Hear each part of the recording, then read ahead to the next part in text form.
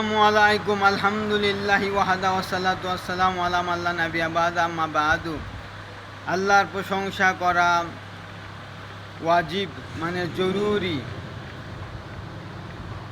কী কারণে আল্লাহর প্রশংসা করা জরুরি সেই সম্বন্ধে কয়েকটি হাদিস শোনাবো আজকে আপনাদের। প্রথম হাদিস হচ্ছে মিরাজের রাতে রাসূলুল্লাহ সাল্লাল্লাহু আলাইহি ওয়াসাল্লামকে দুইখানা পাত্র দেওয়া হয়েছিল, একটি মদের এবং একটি দুধের। তিনি দুধের পাত্রখানা গ্রহণ করলে ফেরেশতা জিবরাইল আলাইহিস সালাম আল্লাহর প্রশংসা করেন এবং বলেন, মুহাম্মদ সাল্লাল্লাহু আলাইহি ওয়াসাল্লামকে বলেন, আপনি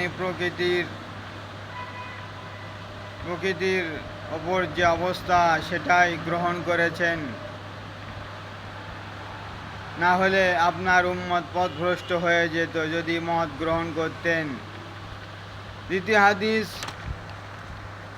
আল্লাহ রাসূল সাল্লাল্লাহু আলাইহি ওয়াসাল্লাম বলেছেন, মুহাম্মদ সাল্লাল্লাহু আলাইহি ওয়াসাল্লাম বলেছেন, কোনো বান্দার সন্তান যখন মারা যায় তখন আল্লাহ সুবহানাহু ওয়া তাআলা ফেরেশতাদেরকে বলেন, তোমরা আমার বান্দার সন্তানের জীবন হনন করেছো? তারা বলে হ্যাঁ। তারপর আল্লাহ সুবহানাহু ওয়া তাআলা বলেন, তোমরা আমার বান্দার কলিজার টুকরার জীবন হনন করেছো? তারা বলে হ্যাঁ। তখন আল্লাহ সুবহানাহু ওয়া তাআলা বলেন, তখন সে কি বলেছে? তখন ফেরেশতারা বলে, সে আপনার প্রশংসা করেছে, অর্থাৎ আলহামদুলিল্লাহ বলেছে এবং ইন্না লিল্লাহি ওয়া ইন্না ইলাইহি রাজিউন বলেছে।